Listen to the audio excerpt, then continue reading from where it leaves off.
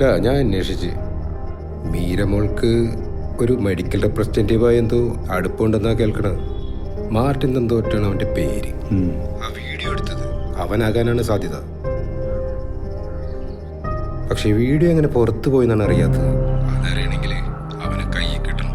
ഞാൻ തപ്പുണ്ട്, നീ സമാധാനായിരിക്കും. കാശ് കൊടുത്താൽ തീരണമെങ്കിൽ അങ്ങനെ തന്നെ തീർക്കാം. നമുക്ക് വഷളാക്കിയാൽ നഷ്ടം നമുക്ക് തന്നെയല്ലേ. അറിയാലോ നമ്മുടെ കൊച്ചിൻ്റെ ഭാവി.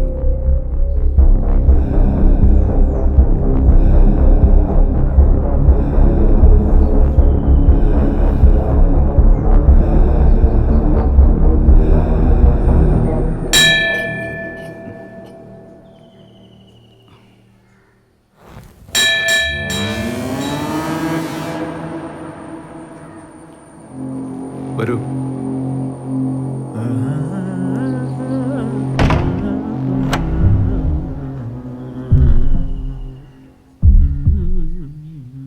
ഇരിക്കേ.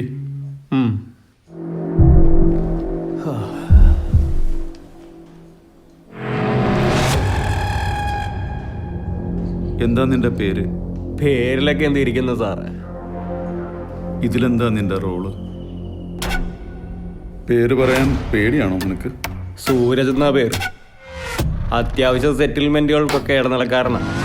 ചില്ലറ തടയും. വീട്ടിൽ അരി മേടിക്കണ്ട സാറേ. എൻ്റെ മകളുടെ പ്രൈവറ്റ് വീഡിയോ അവരുടെ അനുവാദം കൂടാതെ ഷൂട്ട് ചെയ്തു. അത് ലീക്കാക്കുമെന്ന് ഭീഷണിപ്പെടുത്തി.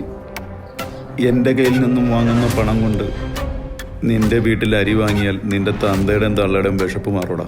സാറേ, ഈ നാട്ടിൽ കംപ്ലൈന്റ് പറഞ്ഞ് മൊബൈൽ നന്നാക്കാൻ കൊടുക്കുന്ന 90% ടീനേജേഴ്സിന്റെ മൊബൈലിലും കൊള്ളാവുന്ന ഒരു ടെക്നീഷ്യൻ ഒന്ന് ചകഞ്ഞാൽ കിട്ടും അവരുടെ തന്നെ പേഴ്സണൽ വീഡിയോ. നിലനിൽപ്പിന്റെ കാര്യം ഓർത്ത് ഇതൊന്നും കടക്കാരെടുത്ത് പ്രയോഗിക്കാറില്ല. പകരം ഇതൊക്കെ നല്ല കാശിന് വാങ്ങുന്ന ഒരു സെന്റർ പോയിന്റ് ഉണ്ട്. അവരാണ് സാറിന്റെ മോളുടെ വീഡിയോ സാറിന്റെ ഫോണിലേക്ക് അയച്ചതും എന്നെ മീഡിയേറ്ററായി സാറിന്റെ ഈ വീട്ടിലേക്ക് വിട്ടതും. നീ ചോദിക്കുന്ന പണം ഞാൻ തരാം. അവരെ നീ എനിക്ക് വിട്ടതാ. സാറിന് പറഞ്ഞാൽ മനസ്സിലാവില്ലേ? അവരൊക്കെ വലിയ റാക്കറ്റാ സാറേ. എനിക്ക് അവരെ ഒന്നും നേരിട്ട് പരിചയമില്ല. സെറ്റിൽമെന്റ് അസൈൻ ചെയ്ത് കിട്ടുന്നതാണ്. പിന്നെ ഇതിന്റെയൊക്കെ ചൂടാറി കഴിയുമ്പോൾ സാറിന്റെ മോളോട് തന്നെ നേരിട്ട് ചോദിക്ക് എവിടെയാ പഴച്ചെന്ന്. ഈ വീഡിയോ കണ്ടതിന് ശേഷം ഇന്നേക്ക് 3 ദിവസമായി എൻ്റെ മകൾ എന്നോടൊന്ന് സംസാരിച്ചിട്ട്. എന്നിട്ട് ഇപ്പോൾ ആളവിടെ ഉണ്ട്. അവൾ അവളുടെ അമ്മയുടെ അടുത്താ.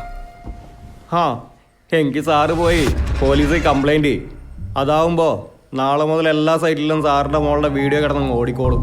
വേണ്ട, പോലീസ് വേണ്ട. പണം ഞാൻ തരാം. കാരണം എൻ്റെ മോൾ ആരുടെയും മുമ്പിൽ മോശക്കാരിയാവണത് എനിക്ക് സഹിക്കാനാവില്ല.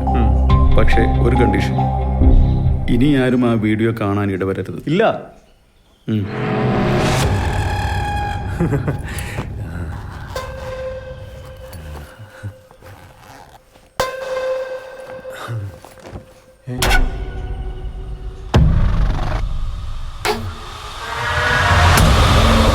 അവൾ അവളുടെ അമ്മയുടെ അടുത്ത്. ഇന്നേക്ക് 3 ദിവസമായി എൻ്റെ മകൾ എന്നോടൊന്ന് സംസാരിച്ചിട്ട്.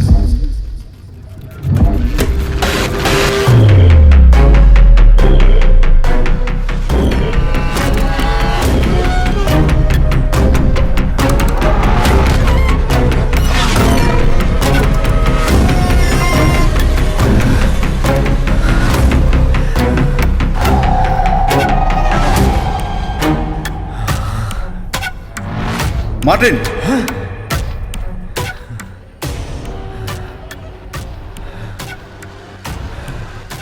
ഏത് പണത്തിന് വേണ്ടിയാണോ നീ ഇതെല്ലാം ചെയ്തത്, ആ പണം തന്നെയാണ് നിന്നെ എനിക്ക് കാണിച്ചു തന്നത്.